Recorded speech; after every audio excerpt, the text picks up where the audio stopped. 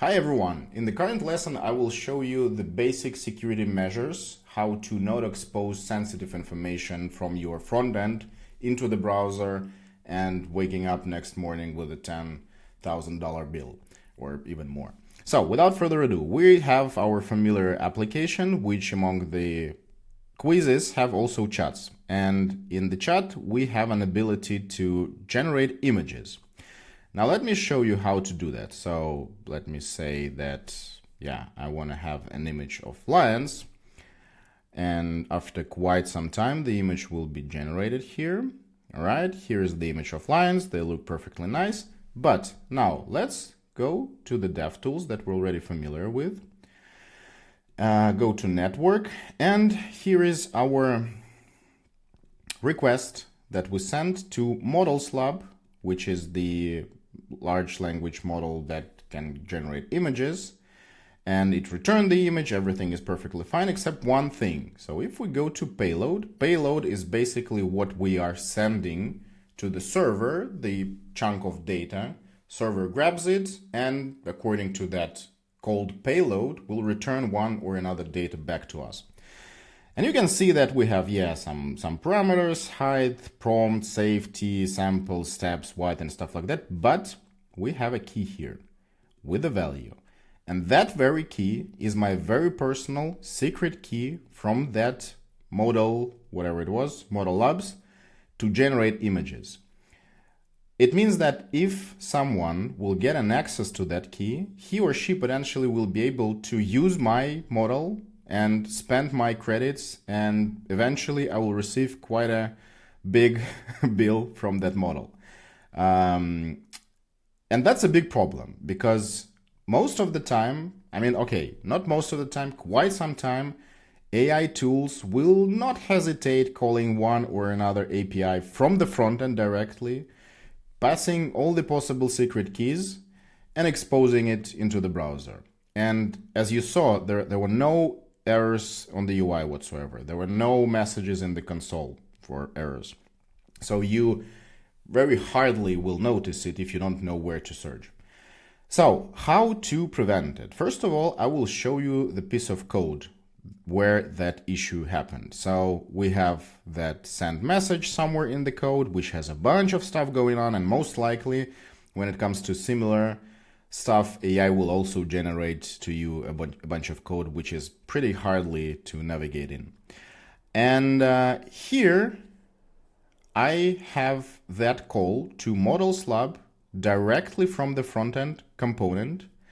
And here we have a key, and I'm passing the environment variable. I will explain to you what it is later, but basically it's just a variable with a value.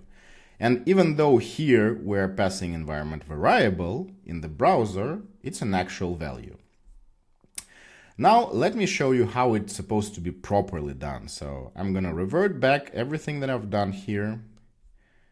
And make sure that, no call is happening. Instead, you can see on that line that I'm calling a server API, which is using the base URL and API URL. And here in my project, I have a server.js file, which has that very API/ask.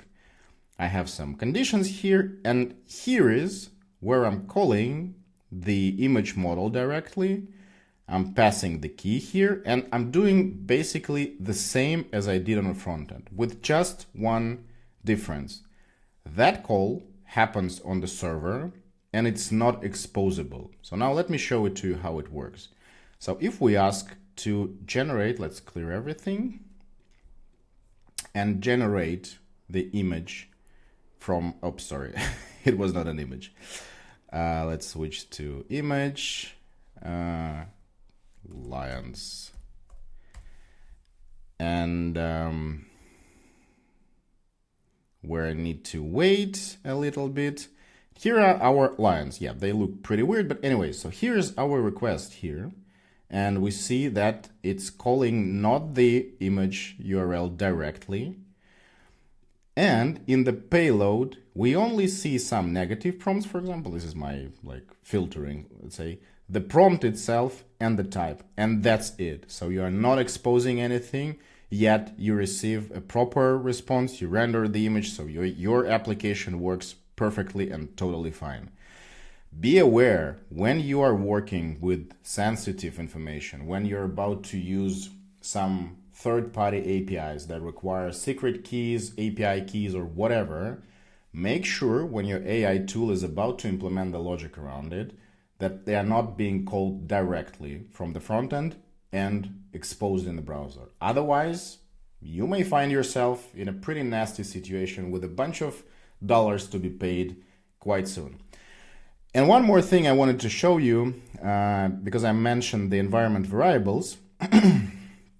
In the code, when you're going to work, you will have, apart from your components, logic, styles, and all that stuff, regardless if you work with Vue.js or React.js, you will have so-called env files. Most likely you will have one .env file and one .env development. Maybe you will have .env test and something like that. So the meaning of those files, they are storing those so-called environment variables. For example, you wanna need to use OpenAI. So you create an OpenAI key and push the value of your OpenAI into that key. And then where you use it, that's gonna be used. Same stands for example, that image thingy. I have an image API key. I use Supabase for database. I also have a bunch of stuff here.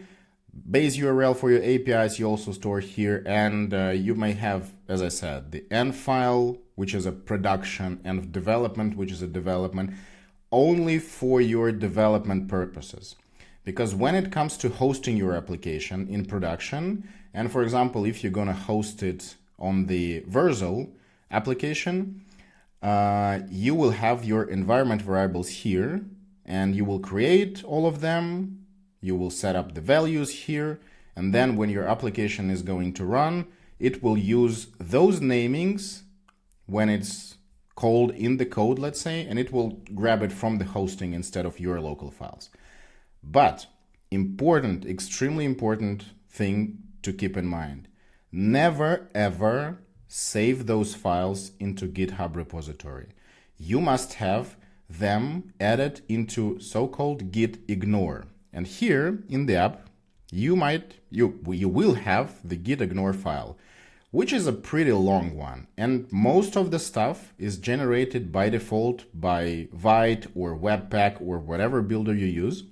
And if we search here for env, we will see that, yeah, here they are, .env environment variable files. So those files and all the similar ones, even when you create them manually, add some values here, they will be ignored. And when you're about to push something, so for example, if we change, I don't know, let's say like this, you have a changes, but we can change something here.